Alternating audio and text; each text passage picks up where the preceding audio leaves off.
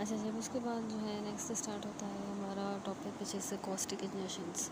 Caustic injections जो है most commonly हमें 1 से 3 साल के दरमियान उम्र के जो बच्चे हैं उनमें जो है देखी गई हैं एपिडेमियोलॉजी के लिहाज से। ठीक है, कॉस्टिक इंजेक्शन यानी ऐसे बर्न्स या इंजरीज जो स्ट्रॉन्ग एसिड या अल्कलीस लेने से उसको हम कहते हैं कॉस्टिक इंजेक्शन। तो 1 से 3 साल उम्र के जो बच्चे हैं यूजुअली स्मॉल स्वालो होता है, छोटी मिकदार में, जिसमें सीवियर किस्म का पेन होगा माउथ में, थ्रोट में।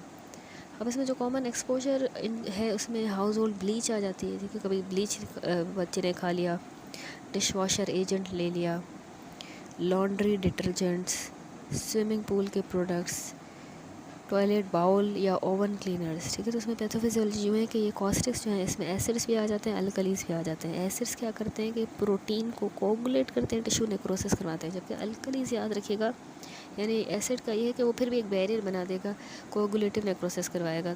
लेकिन अल्कली डाइजेस्ट करता जाता है और प्रोटीन्स को डिसॉल्व करता जाता है और लिक्विफेक्टिव नेक्रोसिस करवाता है। उसमें हाई रिस्क होता है परफोरेशन का अगर इंजरी जो है वो इंटेस्टाइनल ट्रैक में लोकेटेड है। ठीक है, अगर इंटेस्टाइनल ट्रैक में है इंजरी तो फिर उसमें परफोरेशन का रिस्क होता है। अब इसकी जो सिवियरिटी है वो डिपेंडेंट है ऑन द पीएच, यानी अल्कलीज की पीएच जो है मोर देन 12 होती है, एसिड्स की पीएच लेस देन 2 होती है। तो उस ज़्यादा पीएच पे उसकी सिवियरिटी डिपेंड करता है। कंसनट्रेशन जो है कंसनट्रेशन ऑफ द एजेंट पे भी डिपेंड करता है दूसरा। ठीक है, एक तो हमने कहा कि उसकी पीएच पे डिपेंड करता है, उसकी कंसनट्रेशन पे, और length of contact time, the length of contact time पे डिपेंड करता है। ठीक है, तो अब जो इसमें हमें क्लिनिकल फाइंडिंग्स मिलती हैं, सबसे पहले dysphagia, difficulty in swallowing most common symptom होता है, जो क्योंकि जो पेरिस्टाल्सिस है वो अल्टर हो गई इसोफेगस की इरिटेशन की वजह से सेकेंडरी उसके, तो डिस्फेजिया होगा बच्चे को। ड्रूलिंग होगी, इरिटेबल होगा, उसको रेट्रोस्टर्नल या फिर एब्डोमिनल पेन भी होगा। Stridor, hoarseness, nasal flaring, retractions. ठीक है, एपिग्लोटाइटिस इसमें सीवियर किस्म का हो सकता है, स्पेशली जो 2 साल से कम उम्र के बच्चे होते हैं उनको एपिग्लोटाइटिस होगा और उसमें फिर हमें इंट्यूबेशन करना पड़ेगा। वॉमिटिंग और हेमेटोमेसिस यानी ब्लड की वॉमिटिंग। तो ये इसमें जो है हमें क्लिनिकल फाइंडिंग मिलती है कॉस्टिक इंजेक्शंस में। तो हमने किस तरह से जो है कॉस्टिक इंजेक्शंस के केस को मैनेज करना होता है ये आपको आना चाहिए। कि सबसे पहले तो हमने मैनेजमेंट में आपने याद रखना है कि क्लिनिकल फीचर हमने देखे कि डिस्फेजिया है, drooling, irritability, retrosternal pain, abdominal pain, stridor, hoarseness, nasal flaring, retractions, epiglottitis, vomiting, haematemesis. Management में हमने जो ना प्रोडक्ट को स्किन से और आइज से रिमूव करना होता है बाय फ्लशिंग विद वाटर। ठीक है, वाटर के साथ फ्लश करके आपने इसको रिमूव करना होता है। और कंटामिनेटेड क्लोथिंग को भी रिमूव कर देंगे। ठीक है, इंजेस्टेड एजेंट जो उसने खा लिए हैं उनको ओरल कैविटी से जल्दी राइंस करवाना होता है। अच्छा, इसमें गैस्ट्रिक लवाज याद रखिए कॉन्ट्रा इंडिकेटेड है।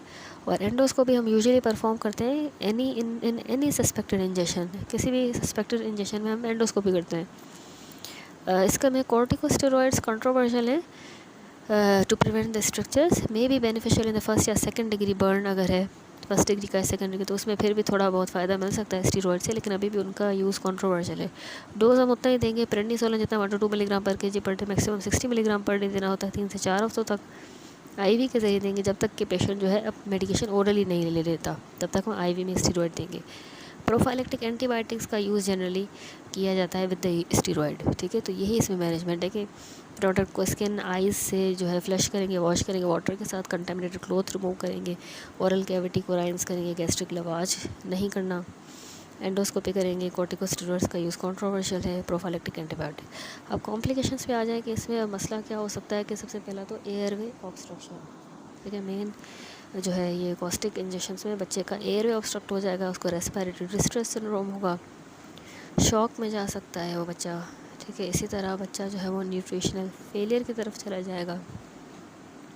न्यूट्रिशनल फेलियर के अलावा इन्फेक्शन होंगे, उसकी जीआई परफोरेट हो सकती है, पाइलोरिक ऑब्स्ट्रक्शन हो सकती है एडिमा की वजह से, पाइलोरस की ऑब्स्ट्रक्शन। ठीक है, इसी तरह हेमरेज हो सकती है उसको, structure formation, pyloric stenosis occur with both acids and alkalis. ठीक है, तो दोनों से होती है, एसिड से भी और अल्कली से, दोनों से पाइलोरिक की स्टीनोसिस होती है।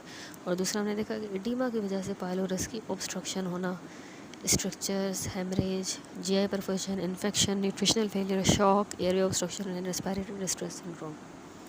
That's it. तो ये सिंपल सा टॉपिक था which was the caustic injection. Next जो टॉपिक है वो है हाइड्रोकार्बन इंजेक्शन।